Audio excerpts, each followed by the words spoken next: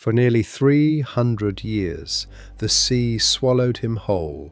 No grave, no ship, no proof he was ever real. His name alone emptied entire harbours. Sailors jumped overboard rather than face him, and most of them had never even seen his face. And here's the first mystery. We still don't know his real name. History calls him Edward Teach, but the records can't agree. Some say Thatch, some say another name entirely. The truth was buried with him. Everything before he became a pirate is gone. No childhood, no family. It's as if Blackbeard didn't exist until he wanted to. What we do know begins in 1717. A war had just ended, and it spat out thousands of trained killers with no flag, no pay, and no future. Teach was one of them, and by that year he was hunting alone, searching the Caribbean for one thing: a ship big enough to match his ambition. Off Martinique he found her, a massive French vessel, La Concorde. He didn't know it yet, but this single ship would turn a man into a monster.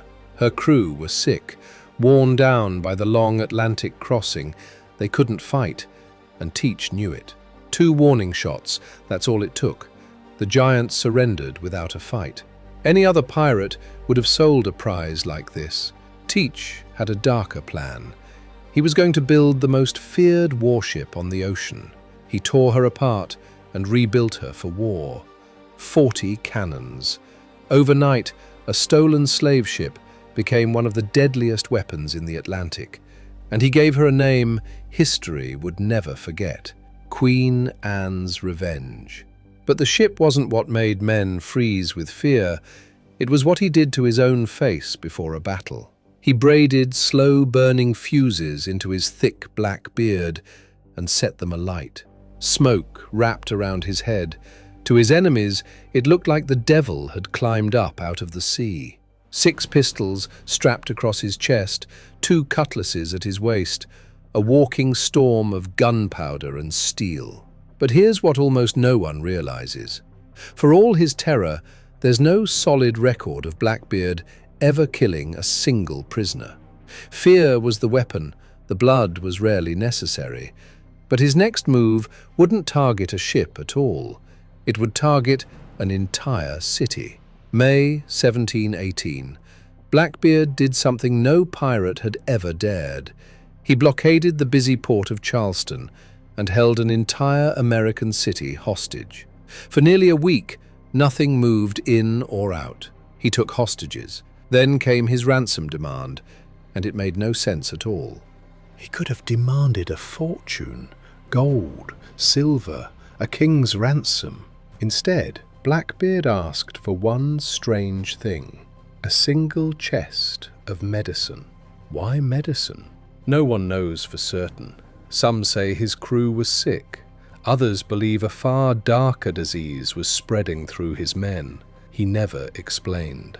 They paid, he released the hostages, and vanished from Charleston. He had won, again. But just weeks later, something happened that no one can fully explain to this day. Off the coast of North Carolina, the mighty Queen Anne's Revenge ran aground on a sandbar.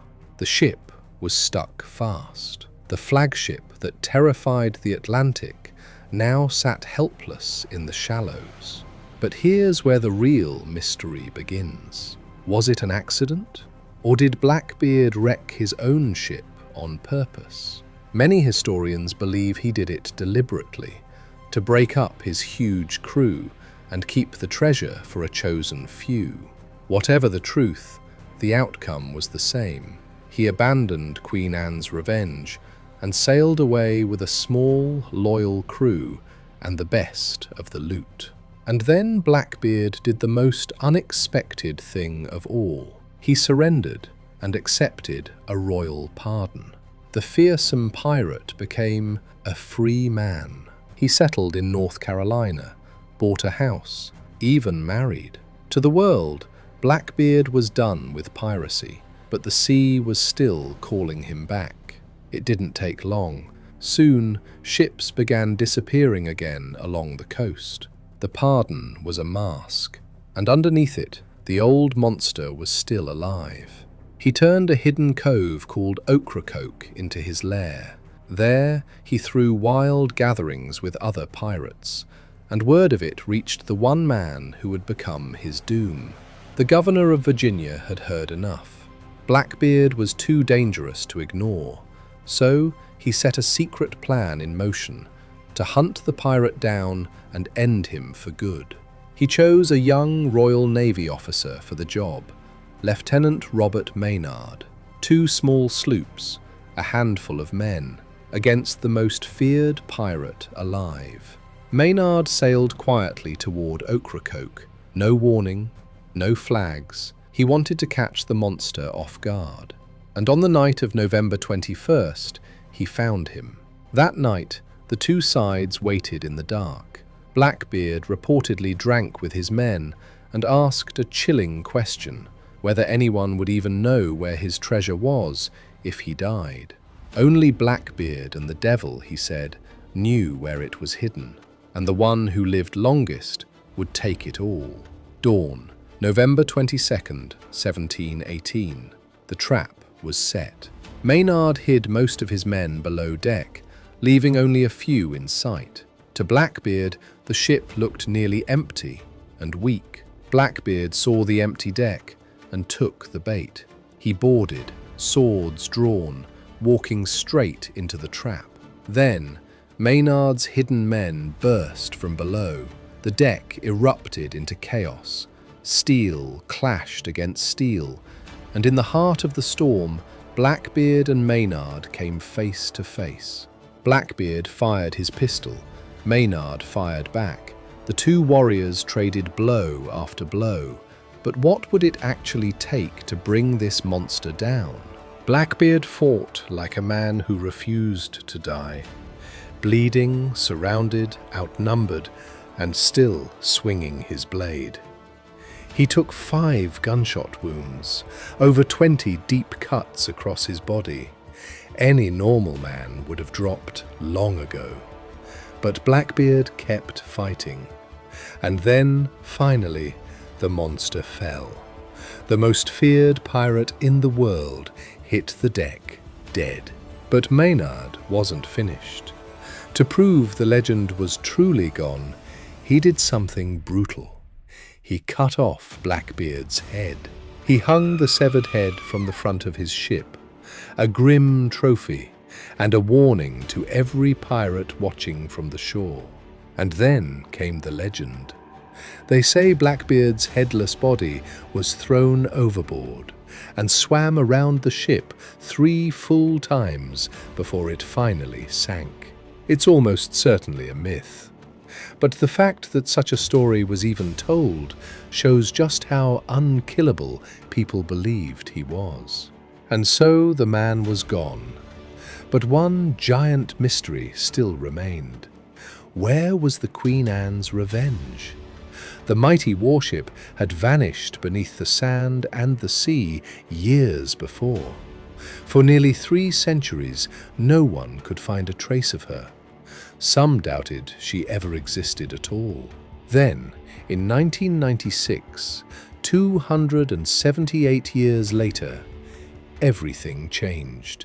Off the coast of Beaufort Inlet, North Carolina, a search team found something on the ocean floor they weren't expecting.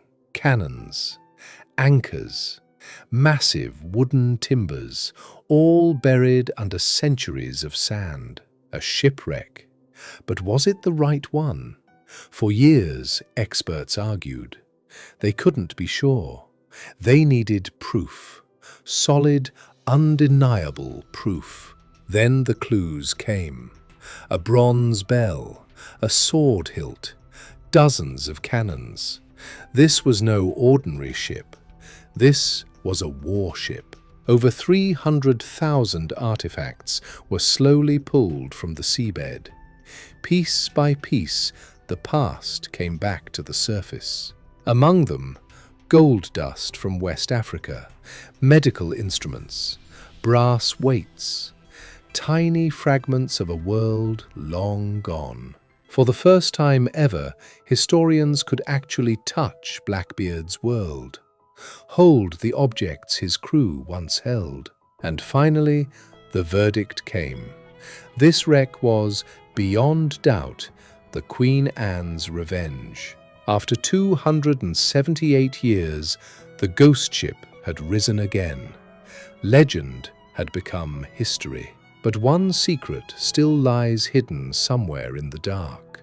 Blackbeard's treasure has never been found. Only he and the devil ever knew where it was. And to this day, it waits.